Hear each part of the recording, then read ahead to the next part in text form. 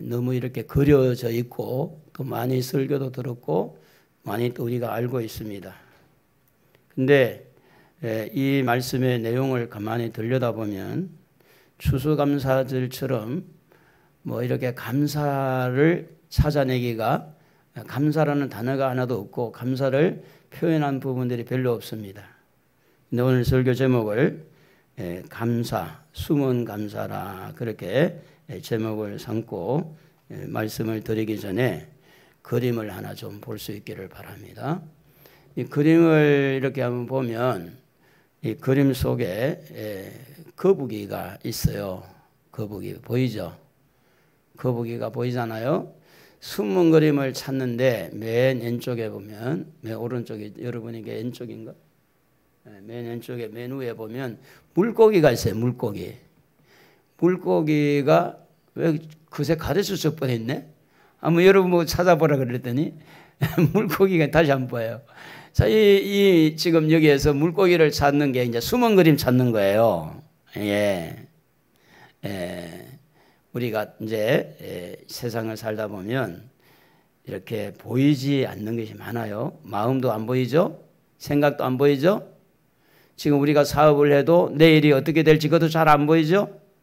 보이는 것보다 안 보이는 게 더 소중하고 보이는 것보다 안 보이는 것이 잘 안 보이는 걸 잘 찾아내서 이렇게 보이는 것처럼 미리 이렇게 어떤 그런 앞으로 사업을 하거나 우리의 미래를 열어갈 때 숨은 것을 잘 찾아내는 것이 굉장히 중요한 것은 사실입니다.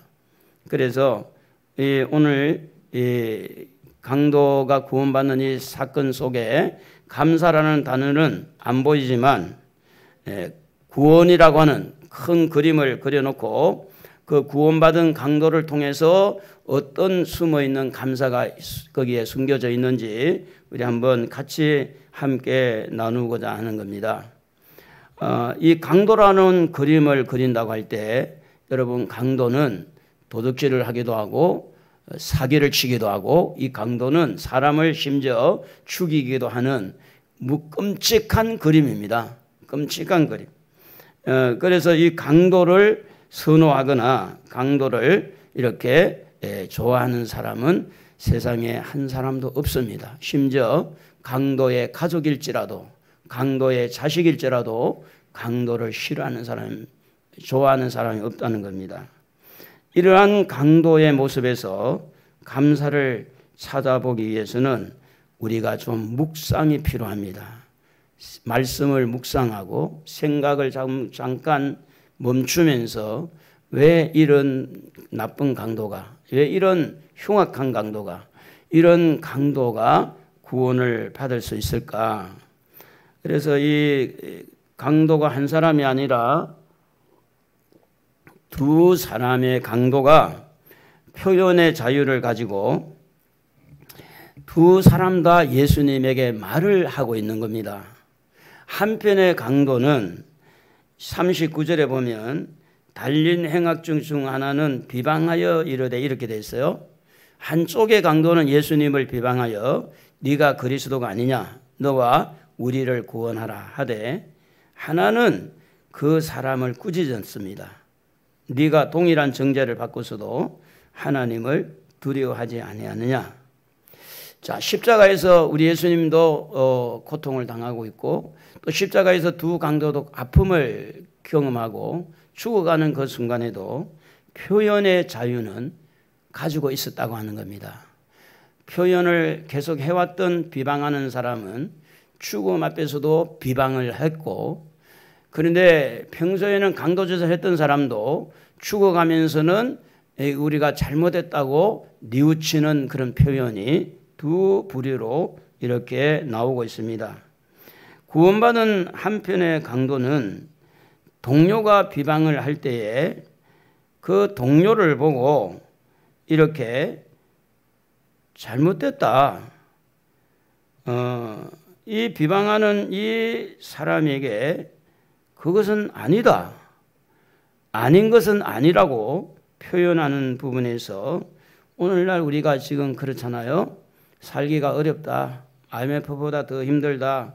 원망하고 불평하고 이렇게 하는 것도 표현의 자유입니다. 지금은 너무 힘들어. 세상이 너무 살기 어려워.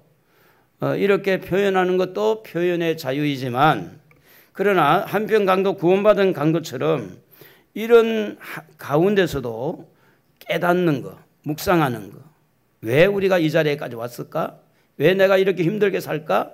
내가 왜 이렇게 십자가에 못 박혀 죽게 되었을까? 이렇게 생각하면서 어떤 사람은 끝까지 예수를 욕하고 비방을 하지만, 어떤 사람은 이런 삶이 어려워서 어려운 가운데서 이게 내 잘못이구나, 내가 불찰해서 내 허물이구나, 이렇게 하는 표현이 있더라는 겁니다.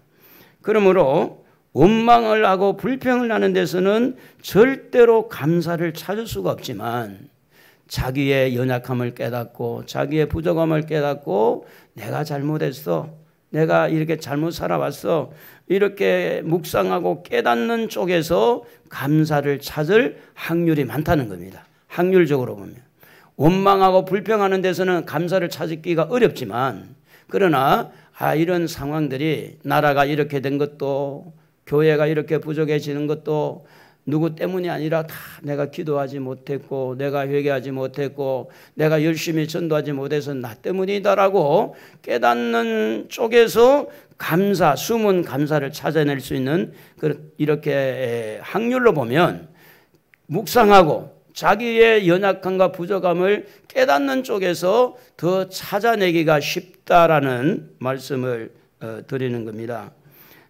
주변에 사람들의 적당한 눈치 보고 적당하게 살아가는 사람들에게는 자신의 가치를 살리기가 어렵지만, 적당하게 살지 아니하고 분명하게 아닌 것은 아니고 맞는 것은 맞고 이런 가치를 가지고 사는 사람은 세상에 떠밀려 사는 사람이 아니라, 세상 사람들이 다 이렇게 사니까 사는 것이 아니라, 세상 사람들이 다 그렇게 살아도 나는 아닌 것은 아니다. 그래서 사람들이 원망하고 불평을 해도 그 속에서 아니라고 이렇게 용기 있게 말하는 것은 어디서 시작이 되느냐 하면, 분별의 능력이 있는 사람에게서 아닌 것은 아니라고 말하는 거예요. 분별의 능력.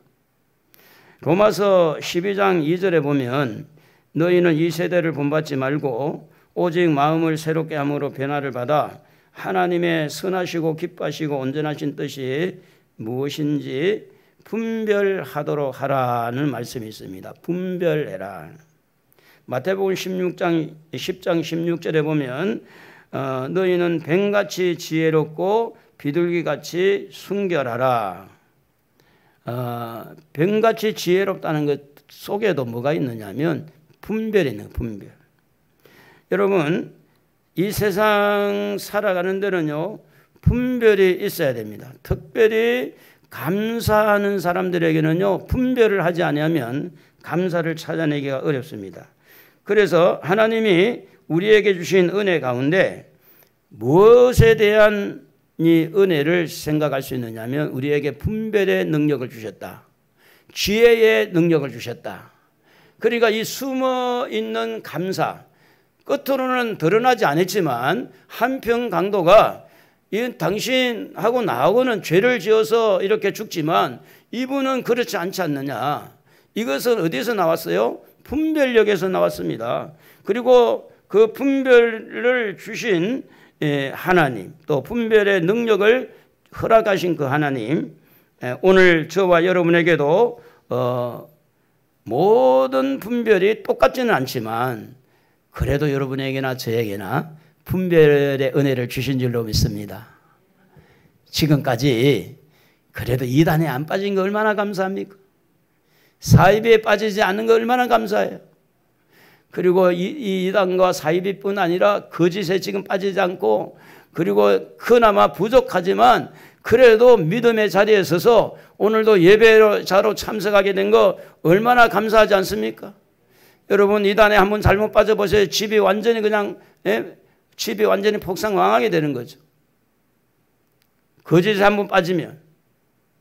그러니까 이런 부분에서 오늘 여러분에게도 하나님이 순간순간 분별력을 주신 줄로 믿습니다. 순간순간 지혜를 주신 줄로 믿어요. 그래서 그 숨어있는 지혜와 숨어있었던 그 분별력을 생각하면서 하나님 저에게 분별력을 주신 걸 감사합니다. 지혜를 주신 걸 감사합니다. 그래서 이것은 우리 끝으로는 드러나 있지 않지만 숨겨져 있는 이 분별할 수 있는 능력 다 여러분에게 숨겨져 있잖아요. 말을 들어보면 분별이 되잖아요. 저 사람 욕심으로 지금 말하고 있구나. 장사해 먹으려고 말하고 있구나. 이런 분별이 되잖아요. 그러니까 그것은 숨겨져 있는 거예요. 마음속에. 그래서 이 분별의 은혜를 주신 것을 한번 우리가 좀 이렇게 덜추어내서 하나님 저에게 부족하지만 이렇게 분별력을 주신 거 감사드립니다 하면 숨은 감사를 찾아낼 수가 있다는 겁니다. 죄를 짓는 현장에는요 공통적으로 있는 것이 뭐냐면 분별이 잘 안 되었거나 분별은 됐는데 욕심 때문에 죄를 짓는 경우가 참 많습니다. 분명히 이래서는 안 되는데 하면 죄를 짓는 것은 자기 욕심 때문이죠. 그런데 이게 죄가 되는지 안 되는지 모르고 죄를 짓는 것은 분별이 안 돼서 죄를 짓는 겁니다. 그러므로 분별의 은혜라는 것은요 자신이 가욕을 부릴 때 아니다 너무 욕심이다. 우리 배드민턴을 제가 이제 운동을 하지만 이것도 보면 너무 욕심을 내가지고 무조건 공격만 하려고 그러면요 잘 안 돼요. 네트에 걸려요. 어깨에 힘이 들어가고 축구를 하는 사람도 뭐 내일 모레부터 이제 뭐 월드컵이 된다고 그러는데 너무 발에 힘이 들어가가지고 공을 차잖아요. 그럼 공이 제대로 안 들어가요. 공이. 우리가 이 땅에 살아갈 때 너무 우리가 욕심을 부리고 너무 가욕을 부리면 세상 보이는 게 전부 불평이고 불만이고 모든 게 마음에 안 들어요. 욕심으로 눈을 보면요 세상 것이 안 차. 에? 모든 게 불만이라. 모든 게 불만. 그래서 이것을 자기에게도 잘 분별해서 자기의 마음을 안정시켜주고 네가 너무 욕심 부린다. 네가 너무 이렇게 선을 넘어갔다. 네가 이런 그런 생각은 잘못된 거야. 여러분 그래서 이 분별할 수 있는 가장 중요한 부분에서 하나님의 말씀과 성령의 이끄심에 따라서 분별이 되어지면 그 사람은 정말 하나님 앞에 복받은 사람이다. 성령께서 가르치시기도 하고 말씀을 통해서 우리는 이게 분명히 이것은 아니다라는 것을 표현을 우리가 또 생각을 할 수가 있는 겁니다. 그러므로 이 분별의 은혜라는 것은 자기를 지킬 뿐만 아니라 자기의 가족을 지키고 분별의 은혜라고 하는 것은 이 땅에 이 나라를 지킬 수 있는 그런 놀라운 축복이 이 분별의 은혜라는 것입니다. 우리가 잘 아는 대로 이 성경에 열왕기상에 보면 12장에 보면 솔로몬 이제 다윗 다음에 솔로몬이 왕이 됐잖아요. 그 다음에 솔로몬의 아들 르호보암이라는 아들이 왕이 됐어요. 이 왕이 되고 난 다음에 이 좀 나라를 잘 다스리고 싶어서 솔로몬을 모시고 있던 이제 늙으신 신하들에게 물어봅니다. 내가 어떻게 하면 정치를 잘하겠소? 그러니까 이 솔로몬을 섬겼던 늙은 신하들이 왕이시여. 솔로몬 시대 때는 성전 건축한다고 백성들이 너무 힘들었으니 이제 좀 백성들에게 세금도 좀 줄이고 편하게 좀 이렇게 좀 정치를 하십시오. 백성들의 짐을 좀 덜어주십시오.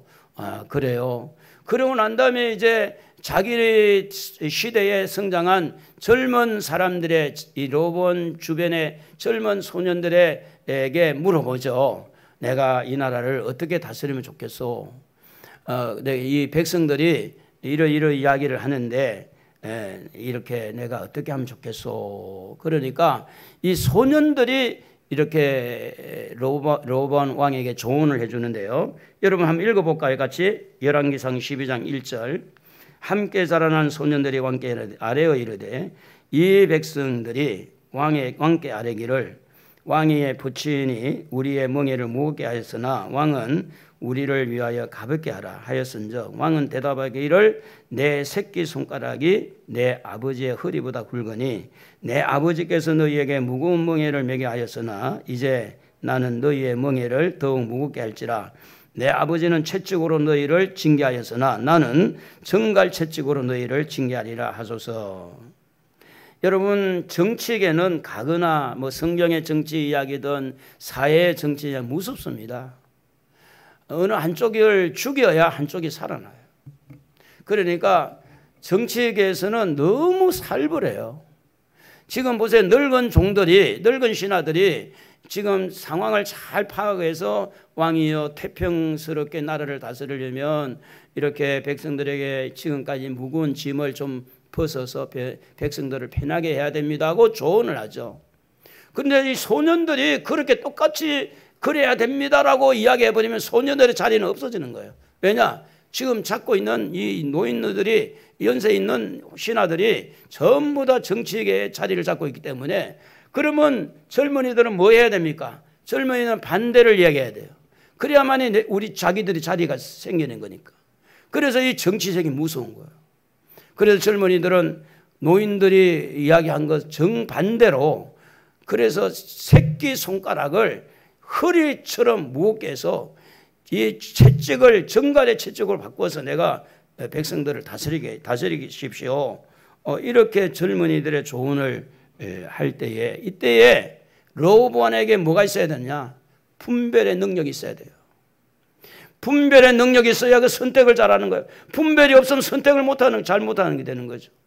그런데 이 르호보암은 그것을, 분별의 능력이 모자라다 보니까 자기 또래의 이야기를 들은 거예요. 자기 또래 이야기를. 결국은 어떻게 됐습니까? 나라는 남북으로 두 동강이 됐죠. 그래서 나라가 엉망이 되어진 겁니다. 엉망이 됐어요. 여러분, 선택을 하기 전에 더 중요한 것은 분별하는 겁니다. 오늘 여러분에게 분별의 은혜가 있었다고 하면 그것을 감사해 본 적 있습니까? 하나님 저에게 분별의 은혜를 주셔서 감사합니다. 실제로 감사 헌금을 드리거나 감사를 표현한 적이 있나요? 르호보암의 그 선택은 결국은 무엇 때문에 그런 선택을 했느냐? 분별하는 능력의 부재, 분별의 힘이 모자란 거예요. 그래서 그냥 자기 옆에 있는 사람들의 이야기를 듣고 그래 하는 거죠. 지금 우리나라의 대통령도 이런 분별력이 필요하죠. 분별이 안 된다면 나라를 엉망으로 만들 겁니다. 정치계에서는요, 우리가 알지 못하는 그 흐름이 있어요. 상대를 죽여야 내가 올라가니까. 그래서 살벌한 거야. 뉴스를 들어보면 서로 적대하고, 그래 놓고 또 지 뒤에 가가지고는 허허 웃고 밥 먹고, 알다가도 모르는 사람들이 정치인들. 자기들끼리 나눠 먹기도 하고. 자, 이렇게 분별은 앞날의 미래를 열어가는, 축복의 미래를 열어가고 뿐만 아니라 우리가 은혜의 문으로 나아가는 것도 이 분별에 중요한 그런 분별력이 있어야 되는 줄로 믿습니다. 그리고 이제 어떤 숨은 감사를 찾을 수 있느냐 하면 23장 41절을 한번 찾아봅시다. 읽어봅시다. 우리는 우리가 행한 일에 상당한 보응을 받는 것이니 이에 당연하거니와 이 사람이 행한 것은 옳지 않는 것이 없느니라 하고, 두 가지인데 하나는 자기를 돌아보는 것, 또 하나는 예수님에 대한 바른 말을 하는 것인데요. 사실은 여러분, 이거는 공개적인 이야기잖아요. 죽어가면서. 그리고 어떻게 보면 굉장히 중요한 이야기입니다. 이 한편 강도는 지금 내가 이렇게 죽게 된 것은 나는 당연하게 죄에 대한 대가를 지불하기 때문에 나는 벌을 받아야 되고 죽어야 된다고 자기 자신을 돌아보면서 이야기를 하죠.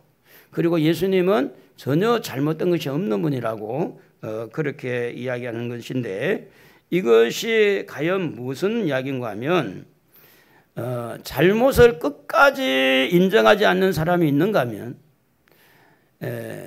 정말 내가 잘못했다고 인정하는 사람이 있어요. 그 하나님의 은혜는 어느 쪽에 가겠어요? 잘못을 인정하는 쪽에 가는 겁니다. 우리 한번 말이라도 해봅시다. 내가 잘못했습니다. 그러니까 사탄이 뭘 잘못했는데? 그래 보니까 아유 뭐 잘못한 것도 없네.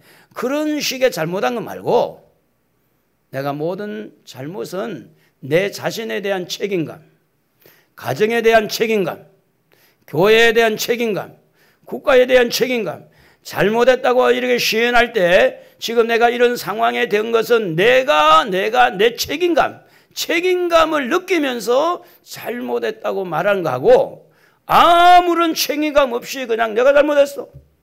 미안해. 사람 놀리자는 겁니까?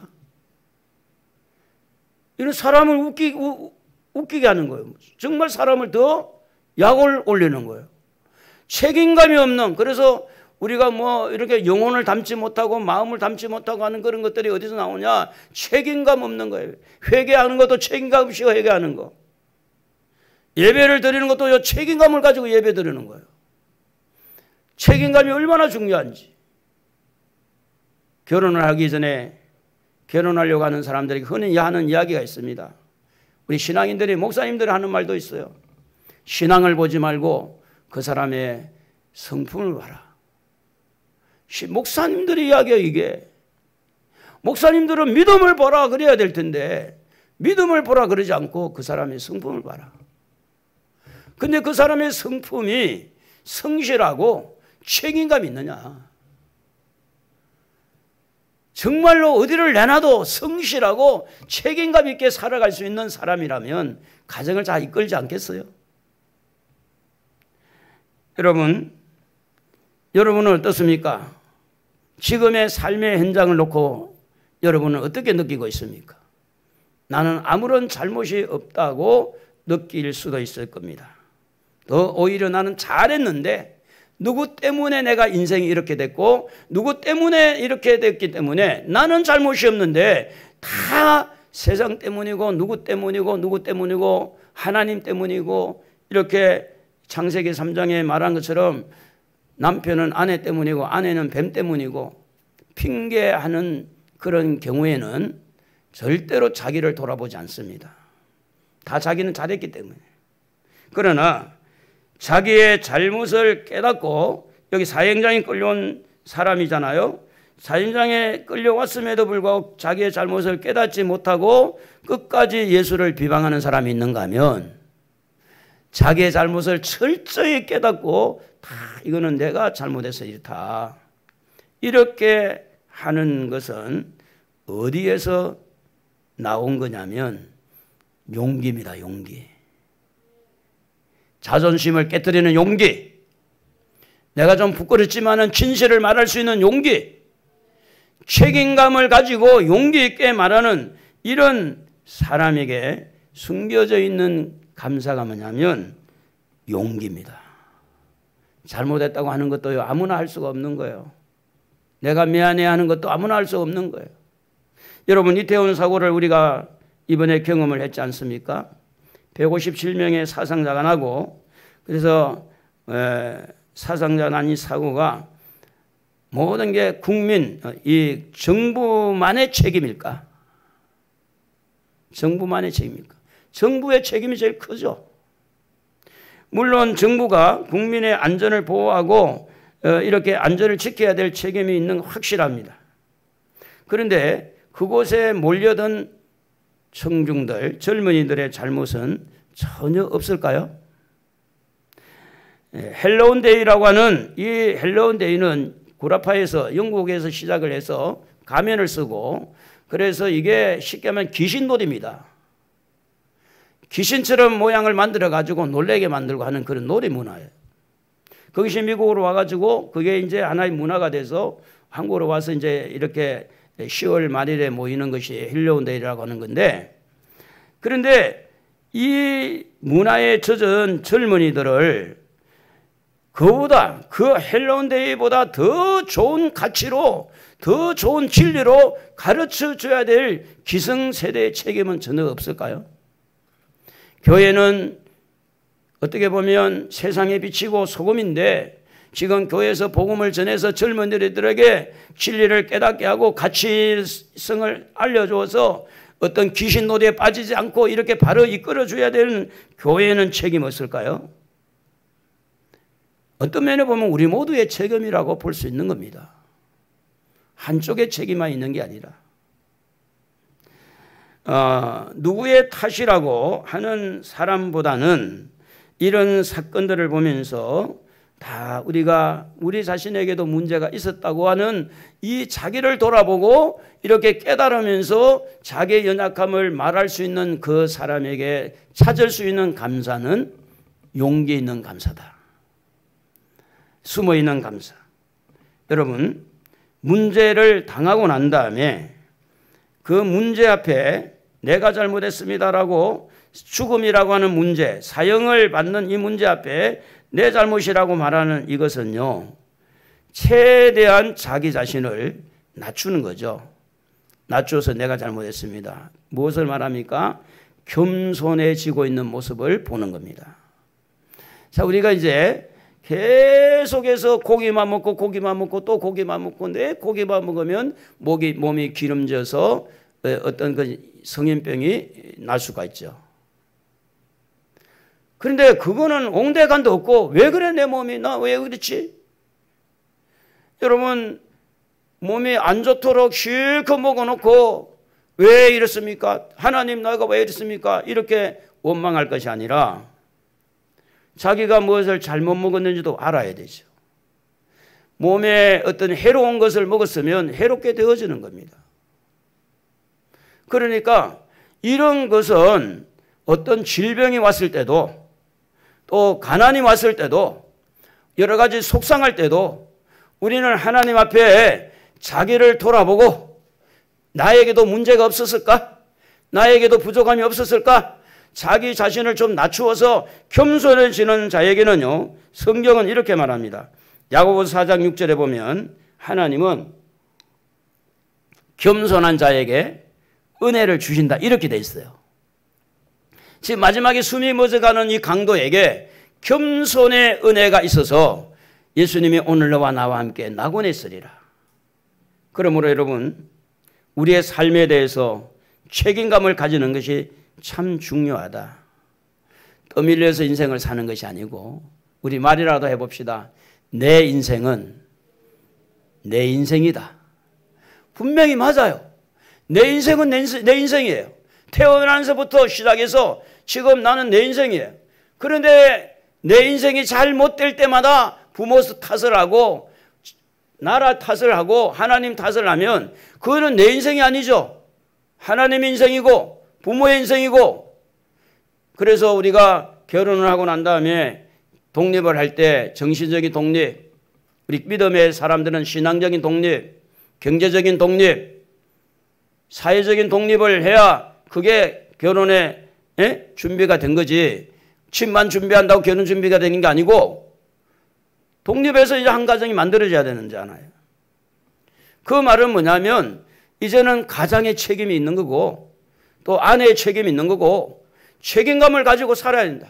그 책임감을 가질 때 뭐가 깨달아지느냐? 내가 잘못했다고 깨달아진다는 거예요. 내가 미안하고 내가 잘못했고. 여러분 그때의 겸손은요 가짜가 아닙니다. 진짜 겸손해요. 내가 잘못했습니다. 다 나 때문입니다. 이럴 때 하나님은 겸손한 자에게 은혜를 주시는 거예요. 그 겸손을 통해서 은혜를 받으니까 그러니까 구원이 이루어지고 그 은혜를 받으니까 진짜 회개가 이루어지고 그 은혜를 받으니까 일이 이제 풀리게 된다는 거죠. 그러므로 정부의 책임은 말할 것도 없고 다시는 이런 이태원 사고가 이런 사고가 나지 아니하도록 기성세대가 젊은이들에게 바른 가치를 알려주고 가르쳐야 되겠죠. 사랑하는 성도 여러분, 우리는 세상의 빛입니다. 세상의 소금입니다. 이태원 사고를 놓고도 우리가 손가락질을 할 게 아니라 우리 자신을 돌아봐야 돼요. 젊은이들이 지금 교회를 다 떠나고 젊은이들이 교회를 잘 안 나옵니다. 얼마나 지금 어려운 영적 전쟁입니다. 30, 40대가요. 교회마다 30, 40대가 없답니다. 이게 이어주는 다리가 있어야 되는데 30, 40대가 없으니까 주일학교 애들이 없는 거예요. 통계가 이래 나왔어요. 어떤 면에 보면 이 이태원 사고는 기성세대, 부모 세대뿐 아니라 우리 교회 책임도 제일 많다고 보는 거예요. 전도가 안 된다고 전도를 안 했고, 전도가 힘들다고 전도 안 했고, 근데 그 아이들 중에 정말 믿음이 있고 기도하고 하나님과 동행하는 사람이 과연 거기를 갔을까요? 거기 갔다면 그 믿음이 아니지. 거기에 갈 이유가 없어요. 갈 이유가 없고 필요가 없는 거야. 거기는 생각이 안 들어. 가고 싶은 마음이 안 들어. 왜? 하나님과 동행하는데. 어떻게 귀신 놀이를 하는데 가겠어요? 그러므로 여러분, 우리가 기도해야 되는 것은 슬픔을 당한 유족들을 위해서 기도해야 될 뿐만 아니라 그 슬픔 가운데 트라우마 가운데 있는 이 젊은이들, 거기에서 10만 명 이상 모였다고 그러는데 거기 갔던 사람들은 전부 다 지금 어떤 트라우마에 있을 수가 있는데 그들을 위해서 우리는 기도해야 될 책임이 있는 겁니다. 구원받은 강도는요, 예수님에 대한 이야기를 합니다. 이분은 옳지 않은 것이 없느니라고 그는 예수님에 대해서 말씀을 하고 있습니다. 그 옆에 있는 강도는 네가 그리스도가 아니냐, 너와 우리를 구원하라 하지만 이 한편 구원받은 강도는 아니다. 이분은 옳지 않는 것이 없다. 이 말은 진실입니다. 용기 있는 사람이 진실을 하고 진실을 말하고 겸손한 자 겸실을 말하는데 특별히 죽음 앞에서 말한 것이라는 것은 상당히 진실과 가까워요. 물론 이 한편 강도 악에 올라가지고 이 악을 쓰고 있는 이 강도 말고 구원받은 강도는요 상당한 진실을 말하고 있습니다. 우리가 유언을 부모가 돌아가실 때 유언을 하는 때가 있잖아요. 얘야 이렇게 해야 된다. 그런데 왜 자녀들이 웬만하면 그 유언을 지키려고 그럴까요? 그 부모가 진실을 말하기 때문에.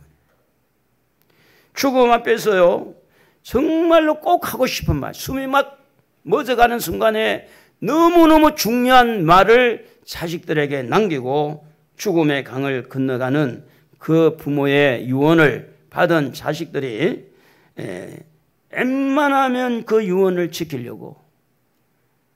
왜 그러냐면 진실에서 나온 그런 말씀이기 때문에. 우리가 죽음 앞에 장례식에 가면요 죽음이 진실이잖아요. 어떻게 보면 결혼식에 가서는 가짜도 많잖아요. 이혼하는 경우도 있으니까. 근데 죽음의 장례식에 가면 어느 누구 없이 엄숙해요. 진지해요. 그리고요 굉장히 사실적입니다. 죽음을 앞두고 자녀들에게 이혼하는 것, 자녀들이 책임감을 가지고 지키려고 한 것처럼 지금 한편 강도의 이 말은요 너무너무 중요했다는 겁니다. 그리고 이 숨은 감사가 어디서 나오느냐, 이 42절에 보면 예수님이 천국의 주인인 줄 알고 이 한편 강도가 당신의 나라에 임하실 때에 나를 기억해 달라고 이렇게 말을 하는 것을 보면 이 사람은 평소에 뭔가 복음의 소리를 들은 자다. 교회도 안 나오고 예수를 안 믿었지만 그래도 가족들을 통해서 친구들을 통해서 예수님에 대한 복음의 소리는 어느 정도 들은 사람이라고 보는 거예요. 왜냐? 천국을 말했으니까. 이 사람은 옳지 않는 것이 없다고 말했으니까. 나름대로 들은 이야기가 있었다는 겁니다. 어떻게 보면 사람을 죽이고 강도짓을 한 사람이 지옥의 불에 떨어져서 벌 받아야 되지. 어떻게 그런 나쁜 짓을 해놓고 천국에 대해서 말한다는 그 자체가 너무 어느가 봐도 이거는 맞지 않지 않느냐라고 비난의 대상이 될 수도 있습니다. 이런 사람은 지옥불로 보내야 되고 이런 사람은 천국 못 오도록 이렇게 길을 막아야 된다. 이렇게 말할 수 있을 겁니다. 왜냐? 나쁜 짓을 너무 많이 했으니까. 그런데 성경은 이렇게 가르칩니다. 마태복음 4장 17절에 보면 예수께서 비로소 전파에 이르시되 회개하라 천국이 가까웠다. 어떤 죄를 가지고 있는 사람도 회개하면 천국에 들어갈 수가 있는 거예요. 그렇기 때문에 이 말씀의 근거를 놓고 보면 강도짓을 하고 살인사건이 일어나고 이런 나쁜 짓을 한 사람도 회개하고 천국에 들어갈 수 있는 자격을 누리기 때문에 이보다 더 악한 일을 한 사람도 회개하면 천국에 들어간다. 회개하면. 여기에서 여러분 도무지 용서를 받을 수 없는 죄인임에도 불구하고 도무지 천국을 바라볼 수도 없는 죄인임에도 불구하고 천국을 가고 싶어하는 그 사람의 마음은 무슨 용기일까? 에? 지옥불에 떨어져서 벌 받아야 될 생각을 해야 되지. 이런 나쁜 사람이 사람을 죽이고 강도죄를 한 이 사람이 천국에 대해서 마음을 가지는 자체가 잘못된 거 아니냐? 여러분 기억해야 됩니다. 죄는요, 사람을 죽인 죄나 거짓말을 한 죄나 죄는 죄입니다. 어른의 배설물이나 아이들의 배설물이나 사실은요, 똥은 똥이에요. 그렇잖아요. 애들의 배설물은 아주 너무 좋아서 주물거리고 어른 것은 이렇게 싫은 게 아니라 큰 죄도 작은 죄도 죄인은 천국에 들어가지 못합니다. 죄인이 천국에 들어가는 자는 큰 죄를 지은 사람도 작은 죄를 지은 사람도 예수님의 십자가 앞에 내려놓고 회개하면 천국의 문이 열리는 줄로 믿습니다. 그것을 가르치기 위해서 이 말씀이 있는 겁니다. 여러분 특별히 여기에서 한평 강도가 구원받을 때 자기의 잘못을 깨닫고 천국을 가고 싶어서 당신의 나라에 들어갈 때 나를 기억해달라고 이렇게 회개의 문을 열어주신 것은요, 하나님의 은혜입니다.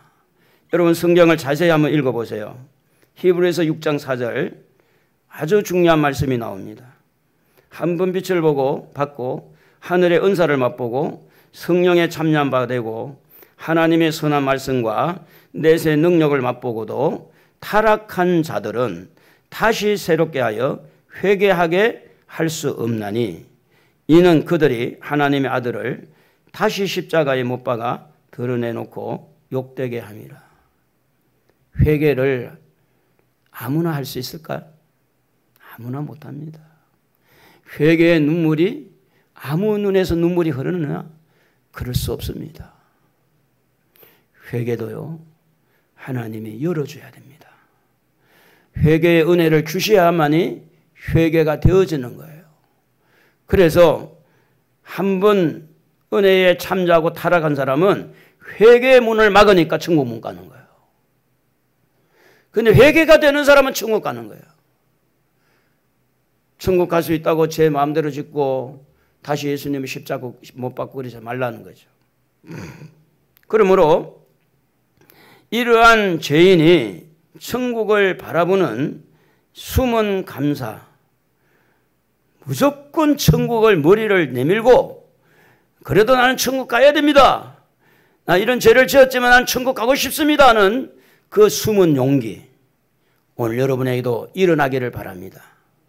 여러분의 양심의 가책을 받고 여러분의 어떤 그런 윤리적인 가책을 받고 포기하지 마시고 어떤 죄를 지었더라도 회개하면 천국의 문이 열리니까 천국을 사모하시기 바랍니다.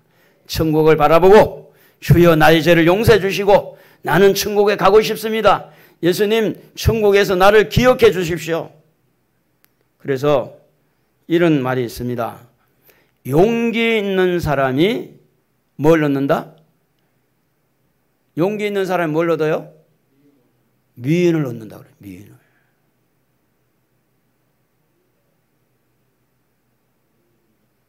천국도요, 용기 있는 사람이 천국을 누릴 수가 있어요. 죄를 인정하는 용기, 내가 잘못했다고 하는 용기, 주여 나의 죄를 용서해 주시라고 하는 용기, 회개하는 용기, 이 용기 있는 사람들에게 천국이 열려지는 거죠. 자신의 잘못을 돌아보고 회개하고 우리 주님 앞에 끝까지 십자가 부여잡고 천국을 얻는 용기 있는 여러분 되기를 주의 이름으로 축복합니다. 회개하는 자는 영원한 나라 천국에 입성을 하게 되는데, 요한복음 14장 1절에 보면 너희는 마음에 근심하지 말라. 하나님을 믿으니 또 나를 믿어라. 내 아버지 집에 가을 곳이 많도다. 그렇지 않으면 너희에게 이르으리라. 내가 너희를 위하여 거처를 예비하러 가노니 가서 너희를 위하여 거처를 예비하면 내가 다시 와서 너희를 내게로 영접하여 나 있는 곳에 너희도 있게 하리라. 여러분, 영원한 천국은요, 믿음의 사람이 들어가는 거예요. 믿어야 돼요. 한번 따라해 봅시다. 예수 믿습니다. 예수님을 믿습니다. 믿으십니까? 예수님을 믿으십니까? 뭘 믿지요? 뭘 믿어요? 십자가에서 나의 죄값을 지불한 것을 믿습니다. 십자가에서 나의 죄값을 지불하시느라고 못 박히고 가시에 찔리고 창에 옆구리를 심장에 찔리고 십자가에서 그분이 모든 수치를 감내하고 내 죄값을 십자가에서 지불한 것을 내가 믿습니다. 예수를 믿는다는 게 뭘 믿는 거예요? 십자가에서 죄를 다 죄값을 갚아주신 것을 믿는 거예요. 그러므로 어떠한 죄인도 십자가에서 용서를 받으면 천국의 문이 열리는 거죠. 그러나 그 십자가의 도를 믿지 않는 자는 천국 가는 길이 열리지 않습니다. 예수님은 천국의 문입니다. 내가 문이니 그랬잖아요. 그렇습니다. 여러분, 믿고 회개하고 이렇게 주님 앞에 용서를 구하면 천국의 사람이 되는 줄로 믿습니다. 그러므로 우리가 눈에 보이도록 하는 감사, 이렇게 감사를 이렇게 찾기가 본문에서는 좀 어려운 부분이 있지만 이 말씀의 내용에 들어가 보니 감사거리가 너무 많은 거예요. 이런 자도 구원받을 수 있고, 이런 용기 있는 사람, 용기를 주신 것도, 은혜를 주신 것도 감사할 수 있고, 그래서 이 한편 강도가 천국에 대한 소망을 가지는 것은 우리의 모두에게 희망의 메시지를 주는 것이고 좋은 영향력을 끼치는 거죠. 왜냐하면 이러한 사람도 천국을 기대하고 또 이 사람도 천국을 가려고 하는 갈망 가운데 천국의 문이 열렸다고 하는 것은 우리에게 뭘 남깁니까? 회개하고 믿으면 우리에게도 천국의 문이 열린다. 숨은 감사, 회개의 은혜를 주신 것에 대해 감사하고 천국의 소망을 갖고 살아가게 하신 것도 감사하고, 한편 강도처럼 구원받을 수 있고 또 그런 자신의 잘못을 용기 있게 말할 수 있는 것 우리 모두에게 다 있는 줄로 믿습니다. 이것이 감사거리가 된다는 거죠. 그래서 천국을 찾는 사람의 마음은요, 성경은 이렇게 말합니다. 마태복음 14장 13장 44절, 천국은 마치 밭에 감추인 보화와 같으니 라고 말합니다. 우리가 이제 부동산을 이렇게 사는 사람들에게 이야기를 들어보면 알박기라는 말이 있고 역세권의 땅을 사라, 뭐 이런 말이 있습니다. 근데 부동산을 하는 사람들은 너무 빨라요. 소식이. 거기에 전철역이 생긴데 빨리 사. 이 사람들의 귀에 좋은 소식이라고 하는 것은 여기에 이것을 사고 나면 나중에 굉장히 몇 배로 오를 거라는 그런 소문들이에요. 그래서 이 부자들이 또 정치계와 연결이 돼가지고 국토부에 이런 사람들이 뭐 LH 같은 경우에도 여기 은계지구나 이쪽에 강명지구 여기에도 다 그런 데서 나오는 소식을 듣고 이렇게 사가지고 지금 이제 개발되면 많은 돈 벌려고 이제 하잖아요. 그것처럼 우리가 천국을 바라보고 천국의 가치를 기억한 사람은 모든 재산을 팔아서 살 만큼 천국의 소중함. 그래서 성경은 그렇게 말을 하잖아요. 마치 감추인 보화와 같다. 밭을 가봐가지고 왔는데 깽이질을 했더니 그 밑에 막 옛날에 묻어놓은 이 금덩어리가 막 나오는 거예요. 그래서 이게 이제 말도 안 하고 깎아달라 말도 안 하고 막 얼른 가서 사버리는 거야. 에? 얼른 가서. 그 계약서 쓰고 중도금 막 왜냐면 중도금 안 건네면 또 다시 물릴 수 있으니까 계약금만 따블로 주면 되니까 중도금은 걸어버리면 폐기할 수 없으니까 그만큼 천국은 가치 있다는 가치 있다. 사랑하는 성도 여러분, 이 땅의 삶이 좀 누추하고 이 땅의 삶이 좀 실패라고 생각했을지라도 우리에게는 하늘나라가 있습니다. 이 땅의 실패가 천국의 실패가 아닙니다. 한평강도 거지 나사로 부자 보세요. 다르지 않습니까? 그러므로 이 세상의 성공이 천국의 성공이라고 말할 수 없고요. 이 세상의 실패가 천국의 실패라고 결정을 할 수는 없는 거예요. 왜냐? 천국은요, 절대 여러분 이 땅의 생활하고 전혀 다릅니다. 영원히 행복하게 살 수 있는 것이 천국입니다. 그래서 부자가 거지를 보고 이렇게 물 한 방울 달라고. 거지가 어떤 사람이느냐 하면 이런 사람이죠. 누가복음 16장 20절에 보면 한 거지가 헌데 투성이로 그 대문 앞에 버려진 채 이래 됐어요. 헌데가 나고 버려졌다는. 어느 누구도 그들도 보지 않고 버려진 채. 23절에 보면 그가 죽어서 그 아브라함 품에 안기고 이제 16장 25절에 보면 부자가 물 한 방울 달라고 할 때 아브라함이 뭐라고 말하는지 보세요. 예, 너는 살았을 때 좋은 것을 받았고 나사로는 고난을 받았으니 이것을 기억하라. 이제 그는 여기서 위로를 받고 너는 괴로움을 받느니라. 여러분, 이 땅의 성공이 모든 게 천국이라고 말하면 안 됩니다. 천국에 가봐야 알아. 이 땅의 실패가 모든 게 실패라고 말할 수가 없어요. 천국 가봐야 알아. 이 땅에 성공한 사람 천국 못 가면 완전 실패잖아요. 이 땅에는 비록 실패했더라도 천국이 열려지고 천국에 들어가는 그 사람이 성공이라는 거예요. 천국의 가치를 알아야 돼요. 그래서 천국에 가면 세 번 놀라는 말이 있잖아요. 무디 목사님이 한 말인데 천국에 가서 딱 와보니까 당연히 와 있어야 될 사람이 보이지 않는 게 너무 놀란 거예요. 그리고 자기가 생각할 때 저런 사람은 천국에 못 올 거야 라고 생각했는데 천국에 딱 와 있는 거야. 천국에. 그런데 마지막에 놀란 것은요, 자기가 이 좋은 천국에 내가 와 있던 게 너무 놀라는 거예요. 천국을 그렇게 가볍게 생각하지 마세요. 그러면 이 땅의 성공이 다 성공이 아니고 이 땅의 실패가 다 실패가 아니라 이 땅의 실패 때문에 천국 문이 열린 것은요, 그 성공입니다.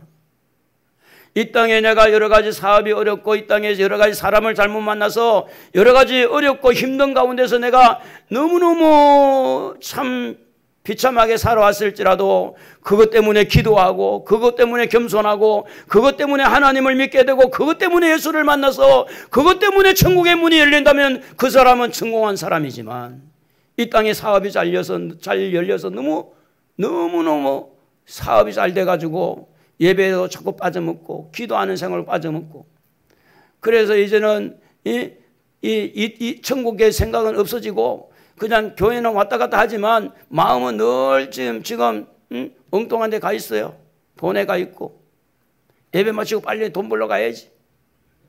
그러다가 그 사람이 지옥불에 떨어지면 이 땅에서는 사업이 잘 되고 잘 됐는데 천국에 가야 될 사람이 천국에 가지 못하고 지옥불에 떨어졌으니 그 사람은 실패자죠. 그러므로 이 땅에서 실패가 다 실패가 아니고 이 땅에서 성공이 다 성공이 아니라는 이 분별이 있는 깨달음이 있는 은혜가 여러분에게 있기를 바랍니다. 그래서 우리가 천국을 사모하고 살아가는 우리 성도들이 되어지기를 주의 이름으로 축복합니다. 이 말씀을 마무리를 하면서 여러분에게 좀 말씀을 드리는 것은 바쁘게 살아가는 현대인들이 놓치고 사는 것이 많이 있는데요. 특별히 우리 성도들이 놓치고 사는 것 중에 뭐냐면 끝으로 드러난 것만 감사하려고 그러는데 끝으로 드러나지 않고 숨겨져 있는 감사를 지금 말씀드린 것 외에도 얼마든지 찾을 수가 있습니다. 분별이 되는 것도 숨겨져 있습니다. 분별의 능력, 또 우리가 말할 수 있는 용기, 회개할 수 있는 그런 마음들, 용기, 겸손해질 수 있는 것, 이런 것들이 다 어떤 면에 보면 하나님의 은혜고 축복인데 이런 것을 감사할 줄 알아야 되겠다. 그래서 오늘도 수수감사주의를 맞이해서 끝으로는 우리가 감사를 할 만한 여유가 안 되고 또 끝으로는 어떻게 뭔가 수입이라든지 또 되어지는 일들이라든지 이런 것들이 감사의 조건들이 좀 안 맞을지라도 천국을 바라보고 하늘나라를 바라보고 우리가 우리 안에서 이런 분별도 되고 회개가 되고 천국의 소망을 가지고 내가 구원받은 것에 대해서 감사할 줄 아는다면 우리도 얼마든지 감사할 수 있는 감사의 계절이 아니겠느냐, 이 말씀을 생각하면서 오래된 찬양을 같이 한번 불러보도록 하겠습니다. 세상 사람 날 부러워도 부러워 아니하여도 나도 역시 세상 사람 부럽지 않네. 한번 불러보겠습니다.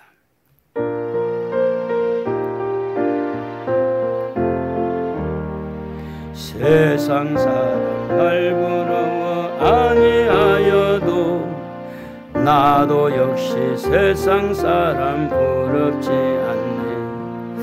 하나님의 선하신 내 생각할 때에 할렐루야 찬송이 저절로 나네. 세상 사람 날 부러워 아니하여도 이 세상의 군세자들 날 부러워해. 성령 충만 받을 것을 생각할 때에 할렐루야 찬송이 저절로 나네. 세상 사람 날 부러워 아니하여도 나도 역시 북의 영화 부럽지 않네. 예수님의 신부들 생각할 때에 할렐루야 찬송이 저절로 나네. 세상 사람 날 부러워 아니하여도 하늘나라 천군천사 날 부러워해. 영원토록 누릴 영화 생각할 때에 할렐루야 찬송이 저절 1절 한 번 더 합니다. 세상 사람 날 부러워 아니하여도 나도 역시 세상 사람 부럽지 않네. 하나님의 크신 은혜 생각할 때에 할렐루야 찬송이 저절로 나네. 우리 한번 감사의 기도를 드리도록 하겠습니다.